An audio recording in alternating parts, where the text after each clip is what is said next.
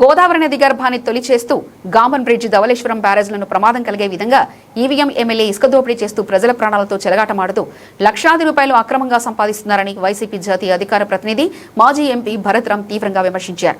కోటిలింగాల ఇసుక ర్యాంపులకు సంబంధించిన ఇసుక లారీల రాకపోకలు సాగించే Mallayyapeta paper mill timber depot వరకు రహదారిపై స్థానికులు వైసీపీ శ్రేణులతో కలిసి మాజీ ఎంపీ భరత్ ధర్నా నిర్వహించారు. ఈ సందర్భంగా ఇదేమి రాజ్యం, దోపిడీ రాజ్యం, సేవ్ మల్లయ్యపేట నినాదాలతో హోరెత్తిచ్చారు.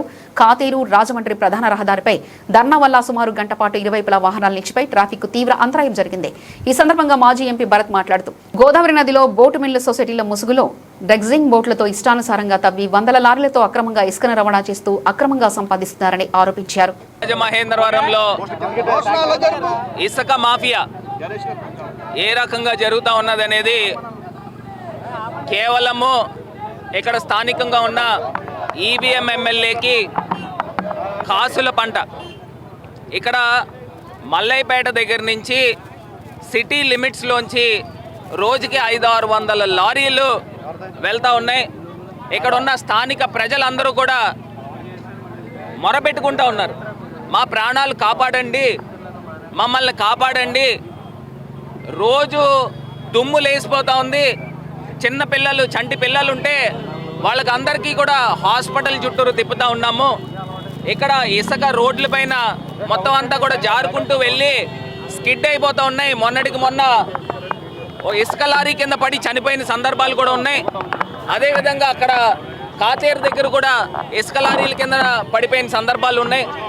ఇవాళ స్థానికంగా ఈవీఎం ఎమ్మెల్యే, అటు పక్కనేమో రూరల్ ఎమ్మెల్యే, వీళ్ళిద్దరూ కూడా పంచుకున్నారు. బ్రిడ్జికి అవతల పక్కన గ్యామన్ ఇండియా బ్రిడ్జికి అవతల పక్కనేమో రూరల్ ఎమ్మెల్యే అంట, ఇటు పక్కనేమో బ్రిడ్జికి యువతలేమో ఈవీఎం ఎమ్మెల్యే. అంటే వీళ్ళిద్దరూ కూడా బార్డర్లు కూడా వేసుకున్నారు, అక్కడ కంచి కూడా కట్టేశారంట.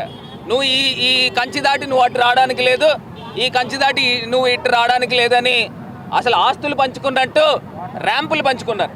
ఎంత దారుణమో చూడండి. ఇవాళ స్థానికంగా ప్రజలు అల్లాడిపోతూ ఉన్నారు. ఇవాళ రోజుకి 500-600 లారీలు వేసుకుంటే సుమారుగా రోజుకి ఒక్కొక్క లారీ 6,000 రూపాయలు చొప్పున మనం రేటు కడితే ఎన్ని లక్షల రూపాయలు ఈవీఎం జేబులోకి వెళ్తున్నాయి. సరే, ప్రజలను ఆలోచన చేయమని కోరుతా ఉన్నా. ఇవాళ ధనదాహంతో దోపిడీ చేస్తూ ప్రజల ప్రాణాలు పొట్టను పెట్టుకుంటున్న ఈవీఎం ఎమ్మెల్యేకి ఇప్పటికైనా బుద్ధి రావాలి. నేను కలెక్టర్ గారిని డిమాండ్ చేస్తూ ఉన్నా. ఇక్కడ ఉన్న పర్మిషన్లు 2 ర్యాంపులకు ఉన్నాయంట, కానీ అక్కడ 15 ర్యాంపులు ఇష్టం వచ్చినట్టు తీసుకెళ్ళిపోతూ ఉన్నారు. ఇసుక సీనరేజ్ ఫీజు ఎక్కడా కూడా డబ్బులు కట్టిన సందర్భాలు లేవు. మొత్తం అంతా కూడా అనాథరైజ్డ్గా శాండ్ పట్టుకెళ్తూ ఉన్నారు. ఈ 2 సంవత్సరాల్లో ఎంక్వైరీ చేయండి, ఎన్ని కోట్ల రూపాయలు గవర్నమెంట్కి సీనరేజ్ ఫీజు కట్టారు, ఎన్ని కోట్ల రూపాయలు గవర్నమెంట్కి లాస్ వచ్చే కార్యక్రమం చేశారు.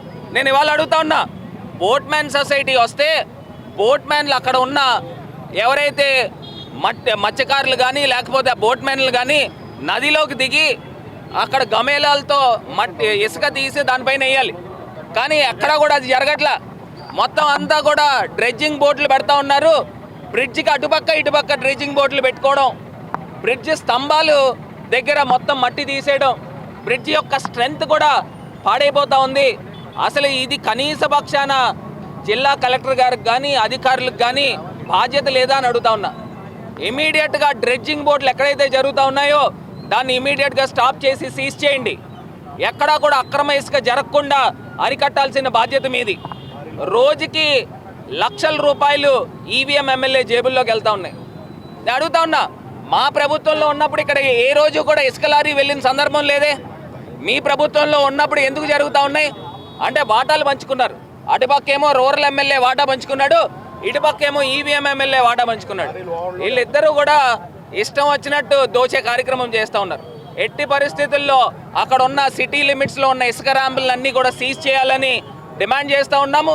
దాంతోపాటు ఓవర్లోడ్లు వస్తే ఇసుక ఏమవుతుందంటే జారిపోతూ ఉంటుంది, బండ్లు వెళ్తూ ఉంటే స్కిడ్ అయ్యి కింద పడిపోతూ ఉన్నాయి. అంటే ఈ రకంగా దారుణాతి దారుణమైన అన్యాయాలు రాజమహేంద్రవరంలో జరుగుతూ ఉన్నాయి. నాకు తెలిసి స్టేట్లో ఇంత దారుణమైన దోపిడీ కార్యక్రమం ఎక్కడా జరగట్లా. మొన్నటికి మొన్న వాళ్ళ తండ్రి ఏమో ఇష్టం వచ్చినట్టు దళితుల గురించి మాట్లాడాడు. కొడుకేమో మొత్తం అంతా కూడా ఇసుక లారీ ఆపండి ఆపండి